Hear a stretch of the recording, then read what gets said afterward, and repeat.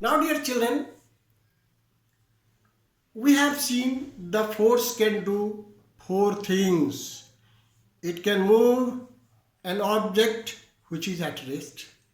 It can stop an object which is in motion. It can change the direction of the moving object.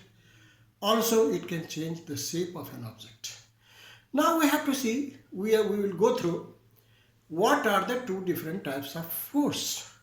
One may be balanced force and another is unbalanced force. What do you mean by balanced force? Balanced force किसको कहते हैं? तो कहता है कि there are many force act on it.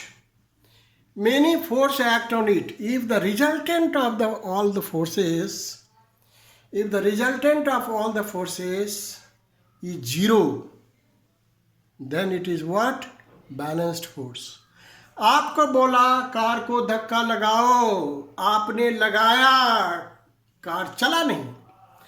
Force लगाया, कई एक फोर्स काम किया है, बट चला नहीं. The resultant force is zero. That is called what?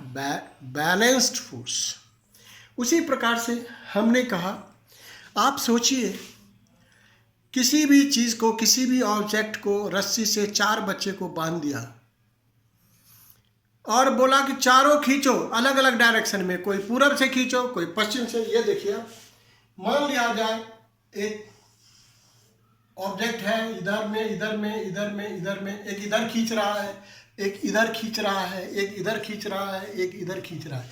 कहीं खिंचाएगा, कहीं नहीं खिंचाएगा. यदि नहीं खिंचा रहा है, खींच तो सब जगह रहा है, but it is not going anywhere. That is the balanced force. That is what? Balanced force. उसी प्रकार से टग ऑफ वार आपने देखा है, एक इधर खींचता है बच्चा और एक इधर खींचता है बच्चा.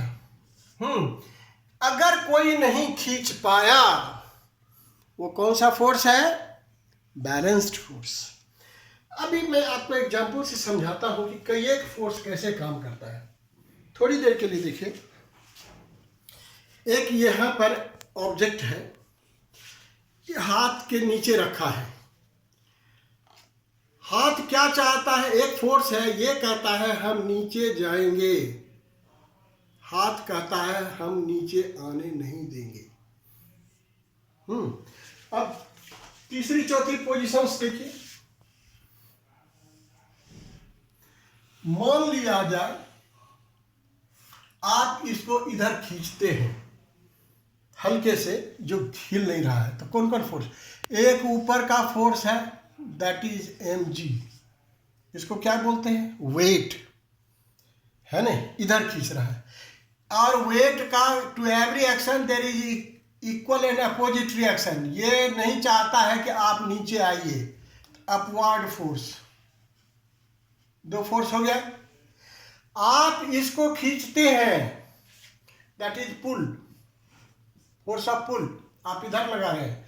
एक दूसरा फोर्स है, इसको कहते हैं फ्रिक्शनल फोर्स. फ्रिक्शनल फोर्स, ये इसका क्या मतलब है? तुम इधर खींचेगा तो ये बोलता है हम उधर नहीं जाएंगे, हम इधर लगाएंगे फोर्स. तुम अगर इधर खींचेगा तो ये इधर करेगा. Frictional force always opposes the motion. तो यहाँ एक चीज रखा हुआ है, तो 2 फोर्स हमेशा काम करता है, एक ऊपर से नीचे जाने का और नीचे वाला ऊपर नहीं देने का. और अगर आप इधर किसी को पुल करते हैं या पुश करते हैं, तो एक है उधर का डायरेक्शन, एक है. 4 फोर्स काम करता है. बट इसके बावजूद भी अगर यह चल पड़ा तो अनबैलेंस्ड फोर्स, और अगर चलने नहीं सका तो क्या हो गया? Balanced force. तो बैलेंस्ड फोर्स का मीनिंग समझा आपने? Now, English medium children try to understand there are 2 types of force. One is what? Balanced force, and another is unbalanced force. When many force act on an object and the object does not move, the resultant of force is zero. Force could not do any work. In that situation, it is called what? Balanced force. And what do you mean by unbalanced force? If the resultant force is not zero, but if it is moving in any direction, So then it is called what? Unbalanced force. You are pushing a car, not moving, balanced. If you are moving a car, moving, it is unbalanced. So these are the examples of what balanced force and unbalanced force. Try to read the chapter. I have given you the notes. Try to read that chapter.